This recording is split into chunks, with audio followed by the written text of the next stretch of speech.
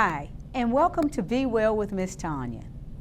Today, I would like to speak with you about validation. Validation is finding some truth in another person's perspective or situation. When we validate others' experiences, emotions, thoughts, words, or actions, we are verifying the facts of the situation. For example, if a friend says his arm hurts, we can sympathize with him, validating that his arm does hurt. If a person feels very sad following the death of their dog, we can both acknowledge their feelings and verify that it makes sense and it is reasonable to feel sad following the death of their dog. When going out to dinner, if a person says they don't have much money to spend, you can validate by suggesting an inexpensive restaurant for a meal. When we validate, we communicate that we understand the person's perspective. We acknowledge that all emotions, thoughts, and behaviors have a cause, even if we don't know what the cause is. For example, if Tina forgets an appointment with Lisa, Lisa can acknowledge that it's understandable, given how much is going on in Tina's life. If Tina drops and breaks something very valuable to Lisa, Lisa can acknowledge that it was an accident.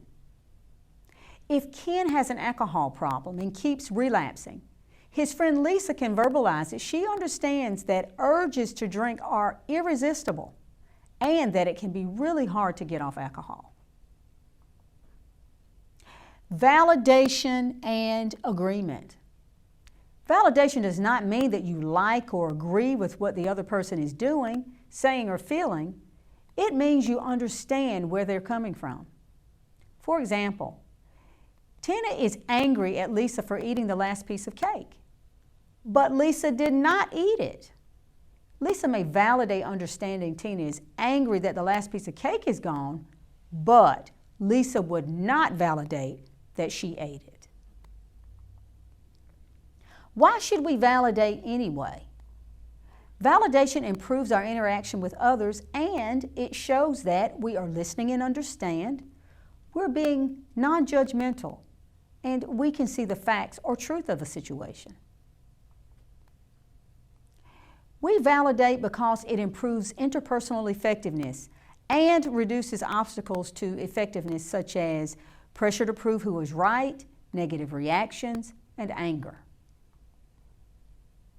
We validate because it makes problem solving, closeness, and supports possibility.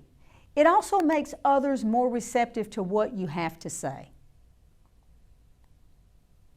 Important things to validate are the things that are valid. When we validate something, we are verifying it and reinforcing the experiences, emotions, thoughts, words, or actions that we validate. Validate the facts of the situation. We should validate a person's experiences, validate their feelings and emotions, beliefs, opinions, or thought. We should also validate suffering and difficulties. For example, if Johnny says his legs hurt and therefore he should not go to school on a day that he has a test, Mom might validate the pain in the leg, but invalidate the idea that staying home is necessary. If George is upset and says he failed his exam, Lisa looks at the exam and sees he has a passing score. Lisa may validate George did not do as well as he wanted, but Lisa invalidates that George failed the test. How to tell what is valid? Something is valid when it is any or all of the following. Number one, it's valid if it's relevant and meaningful to the case or circumstance. For example, when you ask if Lisa is a good leader, it is relevant and meaningful to discuss Lisa's leadership skills and beliefs. Ignoring Lisa and talking instead about how terrible you think Barbara is as a leader is irrelevant. Something is valid when it is any or all of the following. Number 2, well grounded in terms of facts. For example, it is valid to say it is raining when in fact it is raining, but not when the sky is clear. Number 3, effective for reaching the individual's ultimate goal. For example, if Lisa, who has a drinking problem, says that drinking makes her feel better, we can validate that the alcohol has this effect, but invalidate that drinking to solve problems will be effective, especially if Lisa wants to go up the corporate ladder. How-to guide to validation. So this is basically a how-to guide to validation. Number 1, pay attention, look interested. Listen and observe, make eye contact, stay focused, and nod occasionally. Number 2, reflect back. Say back what you heard or observed. Try to get what the person is saying. No judgmental language or tone. Have an open mind. Use a voice tone that allows the other person to correct you, and check the facts. For example, you may say, "So you're mad at me because you think I lied to get back at you. Did I get that right?" Number 3, read minds. Be sensitive to what is not being said by the other person. Pay attention to facial expression, body language, what is happening, and what you know about the person already. Be open to correction. For example, when you're asking a friend for a ride at the end of a long day and the person slumps down, you may say, "You look really tired. Let me ask someone else." Number 4, understand. Look for how the other person feels, is thinking, or if he or she is making sense, given the person's history, state of mind, or body, or current events.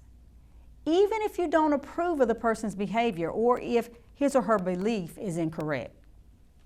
For example, if you send a party invitation to the wrong address, say, "I can see why you thought I might be excluding you on purpose." Number 5, acknowledge the valid. Show that you see that person's thoughts, feelings, or actions are valid. Given current reality and facts, act as if the person's behavior is valid. For example, if you are criticized for not taking out the garbage on your day, admit that it is your day and take it out. If people present a problem, help them solve it, unless they just want to be heard. If people are hungry, give them food. Acknowledge the effort a person is making. Number 6, show equality. Be yourself. Treat the other as an equal, not as like they're fragile or incompetent. For example, be willing to admit mistakes, ask other people for their opinions, give up on being defensive, be careful in giving advice or telling someone what to do if you're not asked or required to do so. Even then, you could be wrong. Let's look at invalidation. Invalidation is helpful when it corrects important mistakes and your facts are wrong. You'll also see here in this column that invalidation is helpful when it stimulates intellectual or personal growth by listening to others' views. In the other column, you'll see here, invalidation is painful when you're being ignored, you're being repeatedly misunderstood, you're being misread, you're being misinterpreted, important facts in your life are ignored or denied, you're receiving unequal treatment, you're being disbelieved when being truthful, and your private experiences are being denied. Validate yourself exactly the way you would validate someone else. For more information, please check out our website, www.dcsirish.com, or go to our YouTube channel, Be Well with Miss Tonia. Also visit us on Instagram, dcsirish.com. Thank you so much for watching, and remember to be well.